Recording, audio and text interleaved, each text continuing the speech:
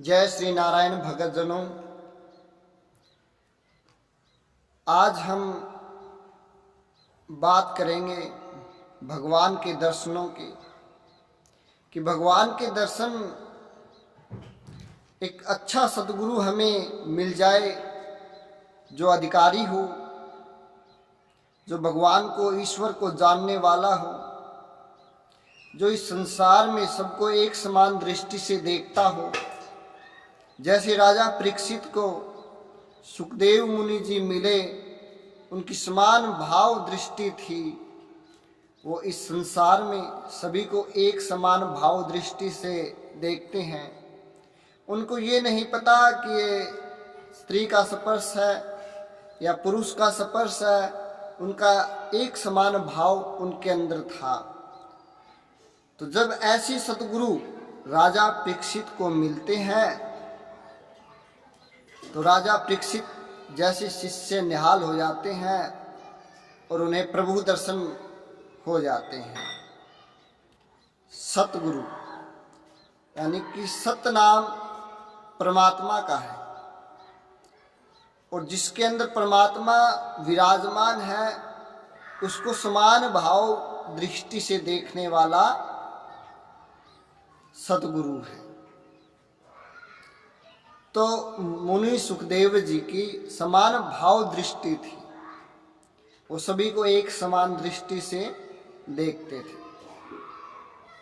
कहते हैं कि समान भाव दृष्टि होने के कारण जो अधिकारी शिष्य होते हैं, जो प्रभु का भजन करने वाले होते हैं, जिनके अंदर मातृ शुद्धि, पितृ शुद्धि, द्रव्य शुद्धि, भक्ति शुद्धि, अन्न शुद्धि, ये सब चीजें हों, तो उनको अच्छे सद्गुरु मिलते हैं जो भव सागर से पार तरा देते हैं। जो भव सागर पार करवाने के बाद उन्हें प्रभु के अंदर दर्शन करवा देते हैं। जैसे कहते हैं कि राजा परीक्षित को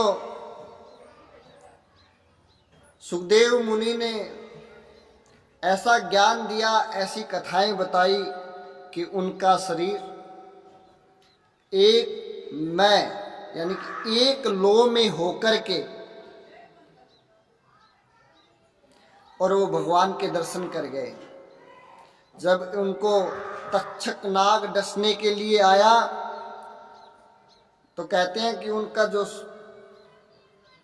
जीव आत्मा है वो 10वें दरबार में जा पहुंची। उनका ध्यान परमात्मा में लगा हुआ था,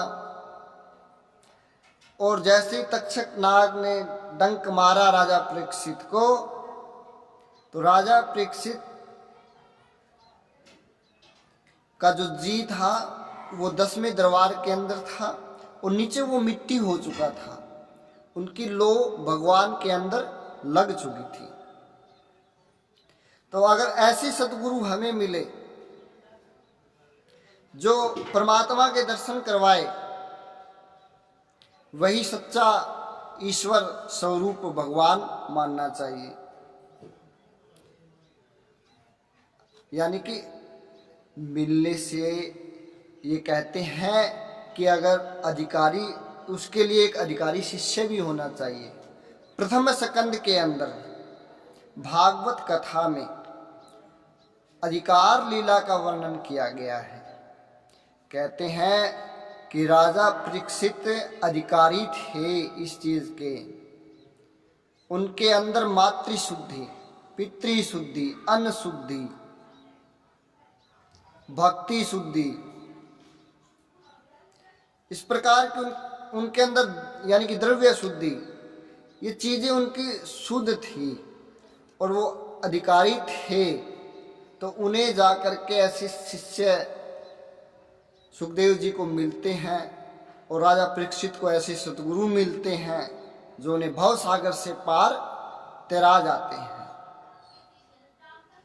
अगर ऐसी भावना होती है तो ही हमें अच्छे सतगुरु मिलते हैं। अगर भावना हमारी अच्छी नहीं है इस संसार को देख करके हम संसार के प्रति सभी इंद्रियों को एक समान भाव कर देते हैं, तो ही हमें सतगुरु के दर्शन हो सकते हैं। अगर एक समान भाव नहीं होता है, संसार के अंदर रह करके, संसार की मोह माया को देख करके हमारा मन लोभ की तरफ चलता है और हर एक चीज को उसकी दृष्टि से देखते हैं, आनंद के भाव से, तो हम सच्चे भगत नहीं बन सकते। भगवान ये कहते हैं कि मुझे पाने के लिए तुझे संत बनने की आवश्यकता नहीं है, लेकिन इस संसार के अंदर मेरा गुणगान, मेरा नाम लेते रहो, इस संसार के कार्य को भी करते रहो।